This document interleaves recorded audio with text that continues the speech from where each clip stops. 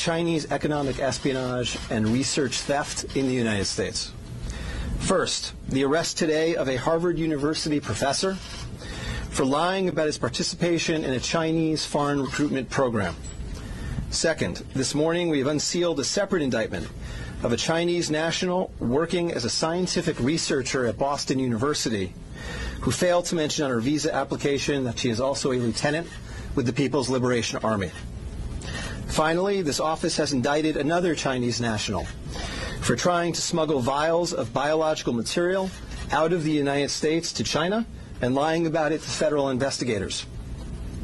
That defendant, whose entry to the United States had been sponsored by Harvard University, was a cancer researcher at a lab at the Beth Israel Deaconess Medical Center.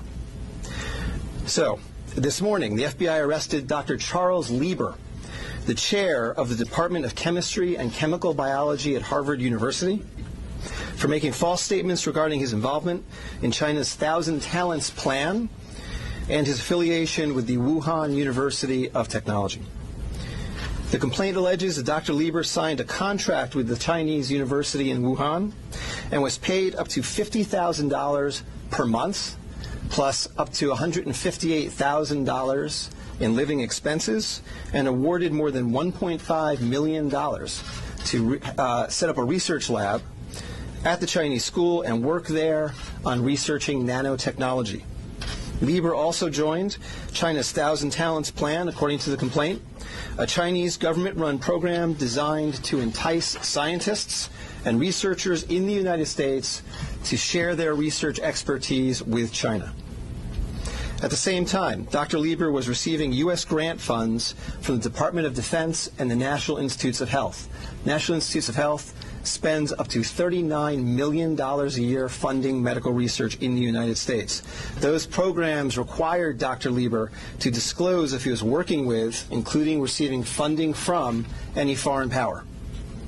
When questioned, Lieber hid his involvement with the Chinese entities, including specifically disavowing any connection to China's Thousand Talents Plan.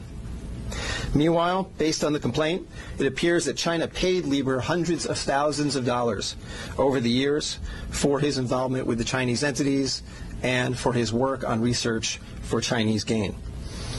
Also today, a federal grand jury indicted Yanqing Ye, a Chinese national, with lying on her J-1 visa application, making false statements to Customs and Border Protection, conspiracy, and being an unregistered agent of the People's Republic of China. According to court documents, Ye is a lieutenant in the People's Liberation Army, but she concealed her military connections while employed as a researcher at Boston University's Department of Physics, Chemistry, and Biomedical Engineering Center for Polymer Studies.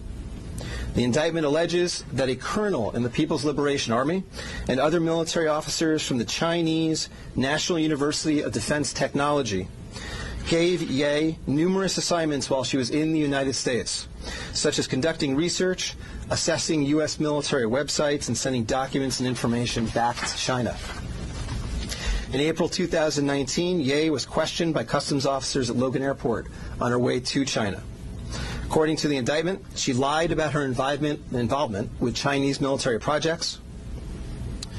A border search of her electronic devices showed that Ye had compiled information for the People's Liberation Army about 2 U.S. residents with expertise in robotics and computer science. Lastly, last week this office indicted Zheng Zhaozhang, a Chinese national sponsored by Harvard University who was doing cancer research at the Beth Israel Deaconess Medical Center.